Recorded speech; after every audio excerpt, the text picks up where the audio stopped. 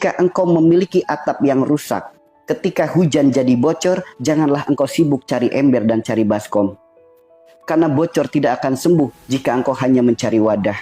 Ketika engkau ingin sembuh dari bocornya, maka perbaikilah atapnya. Memang benar, dengan adanya atap bocor, kita sibuk cari wadah, cari ember, cari baskom. Memang benar, membantu bocor itu tidak tumpah kemana-mana. Efek bocornya tidak merambah kemana-mana. Namun tidak menyembuhkan atap yang rusak. Begitupun kalau kita punya penyakit. Jika kita hanya sibuk ikhtiar cari obat, ikhtiar cari herbal, ikhtiar terapi, kemanapun kita cari, kemanapun kita pergi, jika penyebabnya sakit belum diperbaiki, sampai kapanpun penyakitnya tidak akan sembuh. Tidak akan sembuh. Karena obat, herbal, dan terapi tidak menyembuhkan penyakit. Namun dengan adanya obat, herbal, dan terapi membantu mengurangi rasa sakit. Ibarat wadah, ember, dan baskom membantu supaya bocor tidak kemana-mana. Namun tidak menyembuhkan atap yang rusak. Begitupun dengan kita minum obat, kita minum herbal, kita terapi, membantu mengurangi rasa sakitnya sebagai ikhtiar sunatullah kita sebagai manusia. Kalau ingin sembuh, perbaikilah penyebabnya. Apa penyebabnya? Nabi kita ngasih tahu, tidaklah Allah titipkan penyakit, melainkan Allah gugurkan dosa. Gerbangnya dosa, sifat, perilaku, perbuatan. Karena dari penyakit kita lah, dari sifat kita lah, dari perilaku kita lah, dari perbuatan kita lah, itulah gerbangnya penyakit. Contoh, dari perilaku, habis makan tidur. Efeknya apa? Kolesterol. Gara-garanya apa? Perilaku. Berarti yang salah makanannya atau perilaku kitanya? Perilaku kan? Namun banyak orang ketika diajak colek tentang perilakunya. Kenapa banyak yang pada marah? Contoh lagi, dari perbuatan. Perbuatan aja.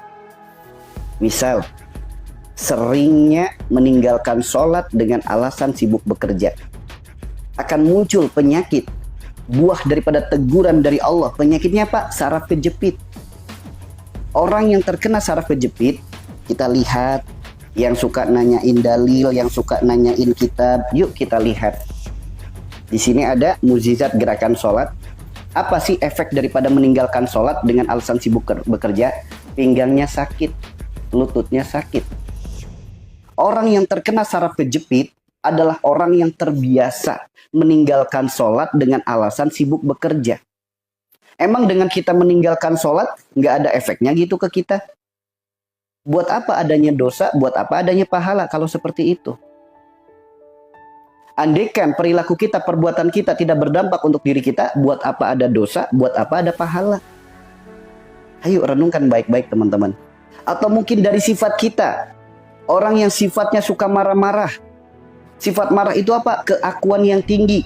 Apa yang dia lihat jadi marah dan emosi. Apa yang dia dengar jadi marah dan emosi. Marah adalah ketidakmampuan dalam menata hati. Hati adalah kolbu. Kolbu adalah jantung. Orang kalau lagi marah, detak jantungnya kencang nggak? Kencang kan? Apa fungsinya jantung? Memompa darah. Semakin kencang detaknya, semakin tinggi tekanannya. Semakin kencang detaknya, semakin tinggi pressure-nya. Ditambah lagi banyaknya sumbatan pada syaraf-syarafnya. So, terkena tekanan darah tinggi, apa penyebabnya? Marah dan emosi. Kenapa orang darah tinggi diingatkan? Yuk, sekarang ikuti petunjuk dari Allah. Wasta'inu bisobri wassalat. Minta pertolongan kepada Allah dengan sabar dan sholat. Jika kita melihat sesuatu tidak sesuai dengan diri kita, bukan marah, sabar. Lalu sholat. Apa itu sholat? Cegah diri kita dari perbuatan keji dan mungkar. Bukan sholat yang hanya gerakan saja. Inti daripada sholat adalah mencegah diri kita dari perbuatan keji dan mungkar. Kenapa harus sabar? Allah sendiri yang ngasih tahu. Innallaha ma'as-sabirin. Sesungguhnya Allah bersama dengan orang-orang yang sabar. Orang yang sabar itu bersama dengan Allah. Allah buka segala kebaikan, Allah tutup segala keburukan. Namun kalau kita memilih untuk marah, berarti sama saja kita memilih menjauh dari Allah. Kita memilih membuka keburukan, menutup kebaikan. Sekarang saya tanya, teman-teman kalau lagi marah kepada pasangan, kira-kira yang teman-teman ingat, yang terbesit di hati, terbesit di pikiran, kira-kira kebaikan pasangan atau keburukan pasangan? Sob, teman-teman kalau lagi marah, kira-kira yang muncul dalam benak hati kita, yang terbesit dalam pikiran kita, kira-kira kebaikannya atau keburukannya? Sob, teman-teman, coba ingat-ingat kembali. Ya, kalau teman-teman lagi marah kepada pasangan, padahal nikah udah puluhan tahun, perjuangan pasangan udah nggak bisa kehitung, kebaikan pasangan nggak bisa kehitung, keburukannya hanya 1-2 saja. Namun ketika lagi marah, kebaikan semuanya tertutup, yang muncul hanya kekurangannya, yang muncul hanya keburukannya. Betul atau tidak?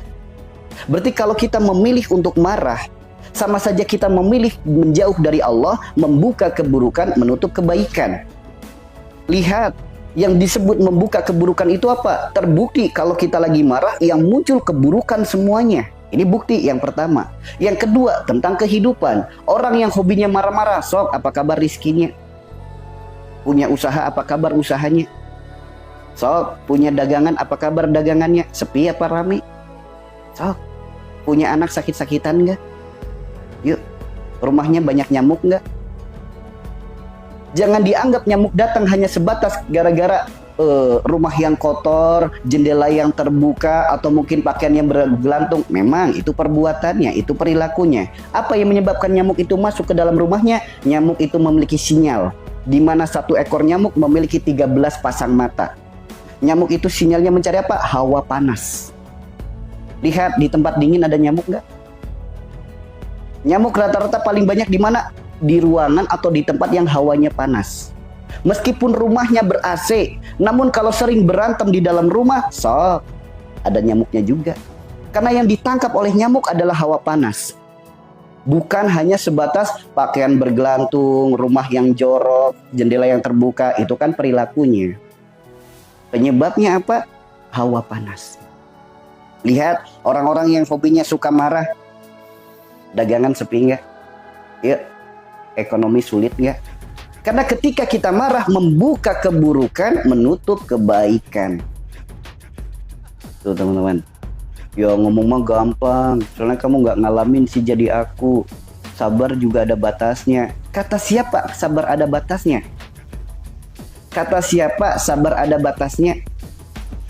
Sedangkan Allah sendiri yang berfirman, Innallaha ma'as sabirin. Sesungguhnya Allah bersama dengan orang yang sabar. Bagaimana mungkin sabar memiliki batasan, sedangkan yang membersamainya adalah Rabb yang maha tak terbatas. Maka sabar itu tidak memiliki batasan. Sabar itu sifat Allah maha tak terbatas. Maka kita memohon kepada Allah dan terus berjuang agar Allah kuatkan kesabaran kita dalam menjalani setiap takdir yang Allah tuliskan. Oke?